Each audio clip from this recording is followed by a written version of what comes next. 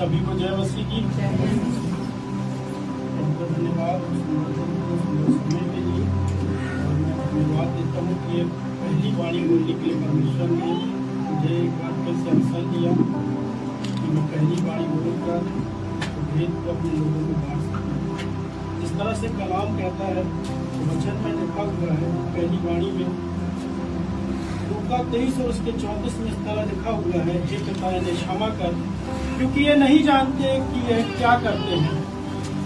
जब यीशु मसीह को क्रूस पर चढ़ाया जा रहा था, उसे क्रूस पर चढ़ाने के लिए ले जाया जा रहा था, वो समय एक ऐसा समय था जो शायद अगर हमारे जीवन में हो पता नहीं क्या होगा।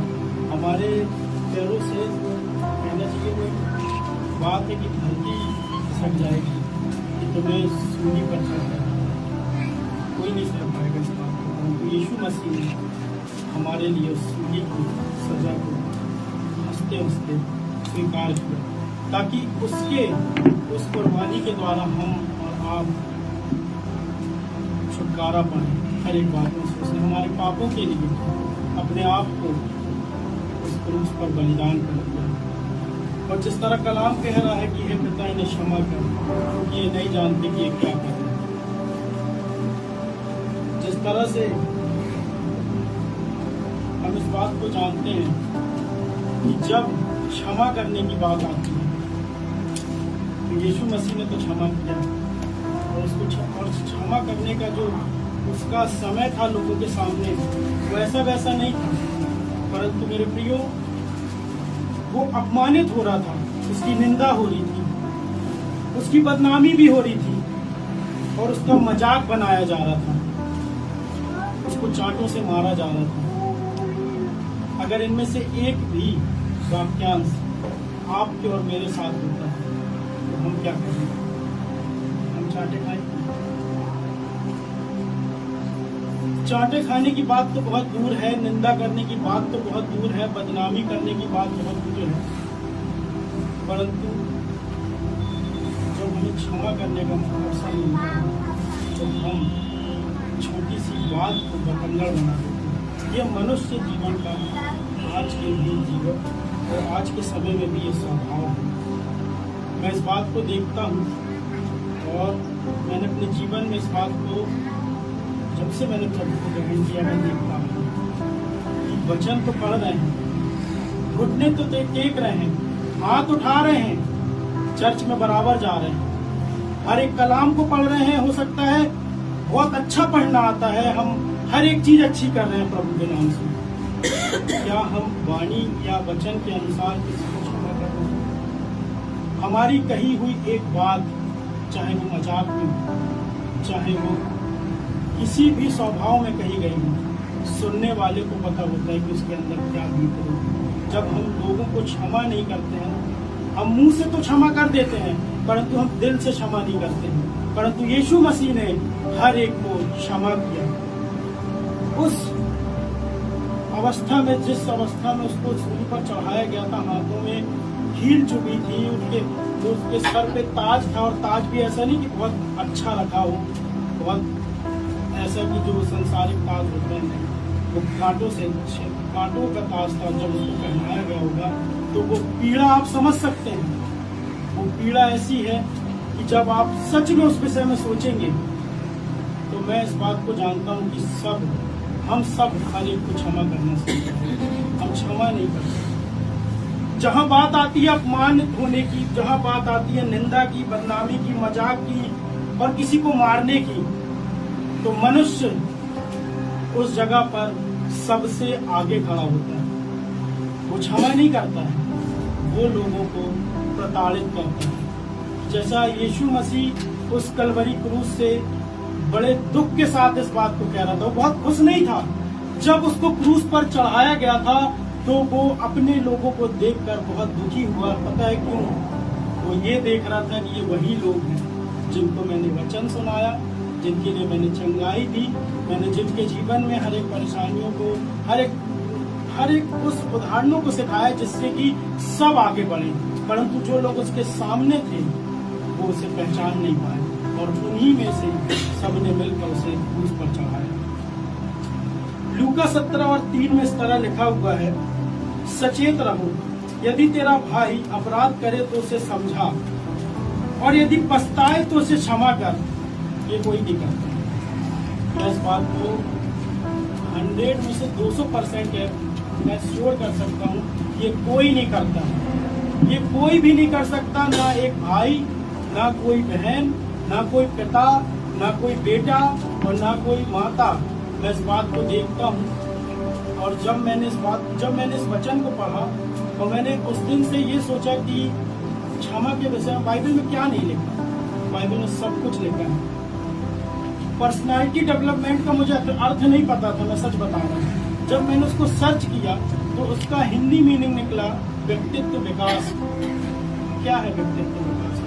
मैं बहुत पढ़ा लिखा नहीं हूँ, परंतु मैं इस बात को वचन से जाना कि जो पर्सनालिटी डेवलपमेंट है वो इस वचन के द्वारा है। अगर ये वचन हमने पढ़कर उसके अनुसार कार्य किया, तो अगर हम वचन के अनुसार चलते हैं, तो यदि हम किसी का कुछ क्षमा करते हैं तो खुदा का कलाम कहता है हमारा भी सब कुछ क्षमा हो। पर आज ऐसा नहीं है। मैं अपने परिवार में देखते आ रहा हूँ बचपन से, ना कि परिवार परंतु पूरे संसार में देख रहा हूँ।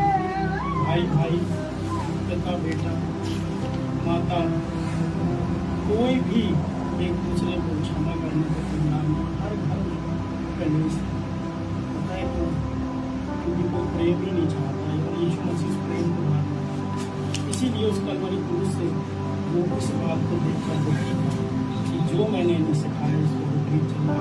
हम कितनी भी दुआ कर लें, हम कितनी भी प्रार्थनाएं कर लें, मैं भी उसमें शामिल हूँ। और अगर एक गलती होती है और हम उस गलती को एक्सेप्ट ना करके अपने मन में उस बात को ना मान के अगर हम आगे बढ़ते हैं, एक छोटी सी बात को हम पकड़ लेते हैं, एक छोटी सी बात को, और उससे हम ये नहीं सोचते कि हम जो कर रहे हैं वो दूसरे के लिए तो हो रहा है, परंतु वहीं से उसी चीज को हम अपने ऊपर हावी कर रहे होते हैं, और वहीं से हम बरकतों को खोने लगते हैं, क्योंकि हम क्षमा नहीं करते हैं। बात यहाँ भाई की नहीं है, उसके अपराध की नहीं है, बात यहाँ क्षमा करते हैं। मैंने किसी को क्षमा नहीं किया। जब मैं इस वचन को नहीं पढ़ता था, केवल दुआ करता था, और जब मैं अपने मतलब संसारिक दुनिया में मैं व्यस्त था और अपने सिर्फ और सिर्फ संसारिक बातों में देखता था, तो मैंने सिर्फ और सिर्फ लोगों को अपमानित किया और स्वयं भी उसमें शामिल हो गया। और जब लोगों को अपमानित कर रहा था तो वो चीज़ मेरे ऊपर भी आ रही थी और मैं उस चीज़ को नहीं समझ रहा। खुदा के आत्मा ने जब मैंने मांगा और उसने मुझे समझाना चालू किया, तो मुझे उसके कलाम से पता चला ये वचन जो है दो धारी तलवार है, मेरे लिए आईना है। जब मैं सामने खड़ा होता हूँ दर्पण के, तो मुझे समझ में आता है कि मैं क्या हूँ।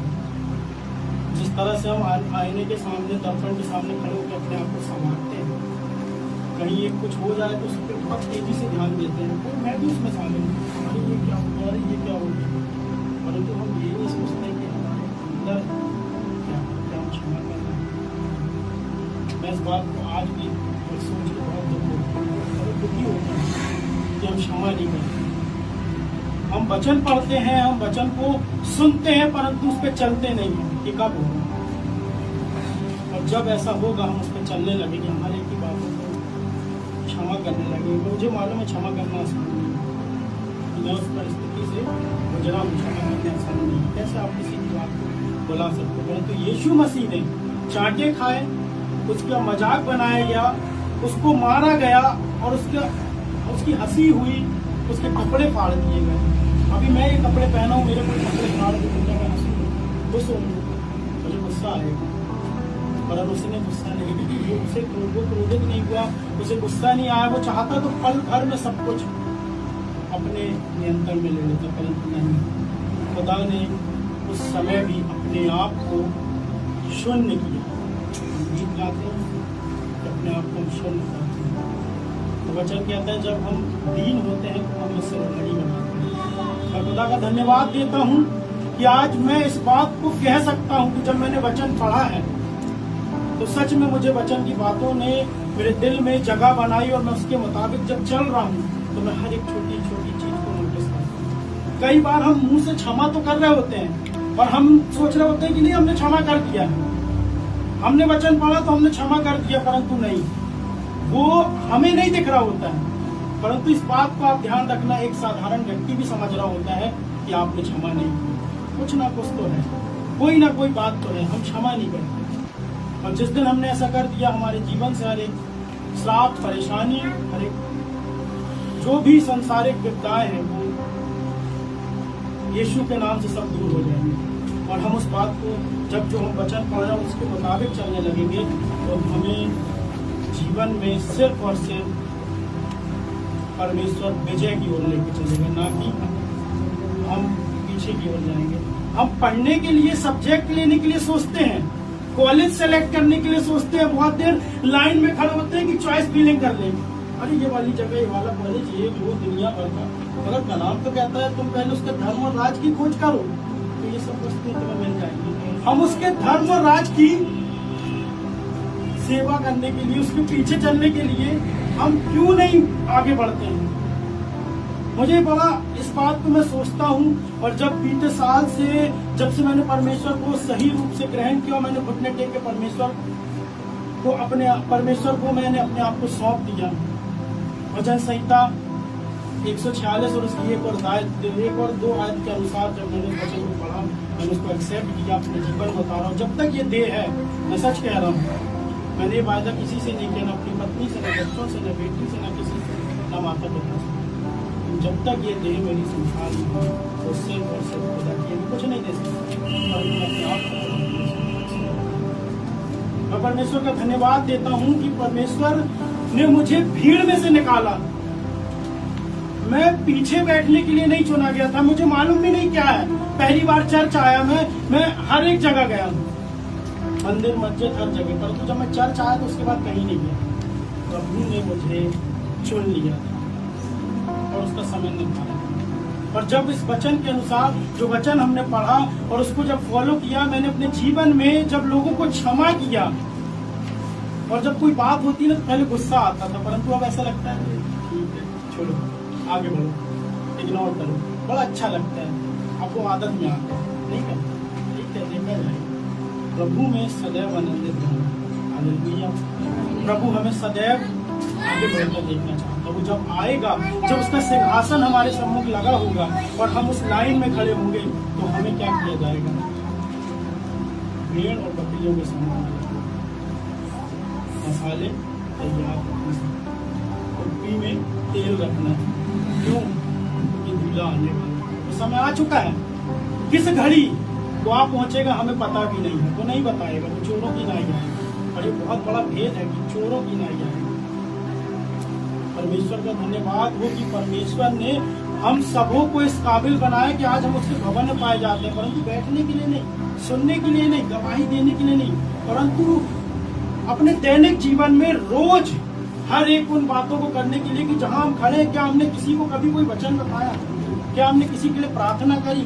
क्या हमने किसी से कहा कि भाई मैं आपके लिए दुआ करना चाहता हूँ, भाई आपका बर्थडे है, मैं आपके लिए दुआ करना चाहता हूँ? सोचो यदि किसी के लिए जो ये बात नहीं जानता और हम ऐसा करते हैं, तो एक अनजान व्यक्ति को पता होगा ये क्या है। और जब मैंने ये भी किया, तो आज मैं इस बात को देखता हूँ कि जब खुदा का वो वचन जो मैं पढ़ता हूँ मेरे जीवन में कार्य किया, और जब मैंने क्षमा किया, तो मैं उसके मुताबिक जब आगे बढ़ने लगा, तो मैंने इस बात को जाना कि आज वो व्यक्ति इंतजार करते हैं, तो फोन करते हैं कि आज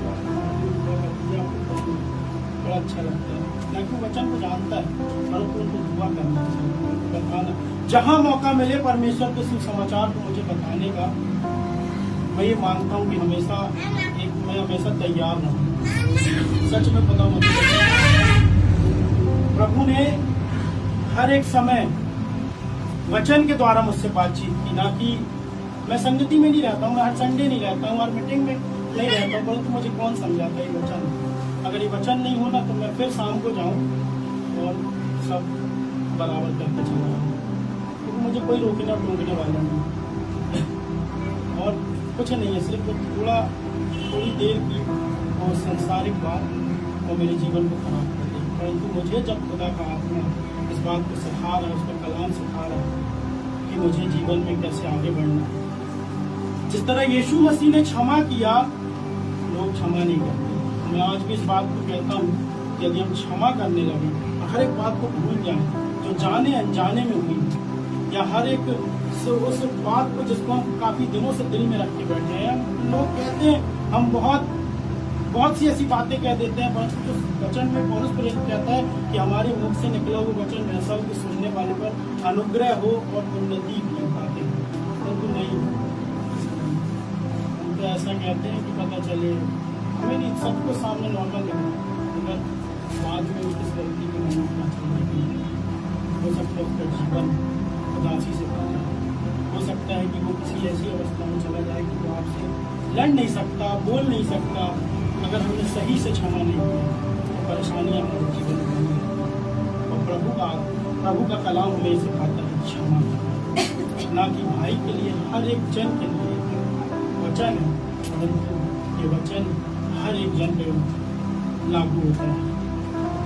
जिस तरह से कलाम में लिखा है मत्ती 6:14 और 15 में, ये इसीलिए यदि तुम मनुष्य के अपराध क्षमा करोगे तो तुम्हारा स्वर्गीय पिता भी तुम्हें क्षमा करेगा, और यदि तुम मनुष्य के अपराध क्षमा न करोगे तो तुम्हारा पिता भी तुम्हारे अपराध क्षमा करेगा। तो ये झूठ बात नहीं है, इस बात को मैंने देखा है, मैंने अपने जीवन में खुद इस चीज को लागू किया और मैंने आजमाया है। और जब इस बात को मैंने आजमाया, और ये बात बिल्कुल सत्य है कि यदि मैंने किसी का क्षमा नहीं किया तो मैं भी उसी दायरे में आ गया, मैं भी उसी सर्कल में, क्योंकि हम कर रहे हैं, हम बोल रहे हैं आप अच्छा बोलेंगे अच्छा करेंगे, मैं अच्छा बोलूँगा मैं अच्छा करूँगा, मगर वो क्या रहा है, हो सकता है हम कुछ ऐसा बोल रहे हैं कि वो हमारे जीवन में अच्छाई की नहीं बुराइयाँ ला रहे हैं। तो इसीलिए यदि हम किसी का क्षमा करेंगे तो परमेश्वर इस वाणी के द्वारा, वचनों के द्वारा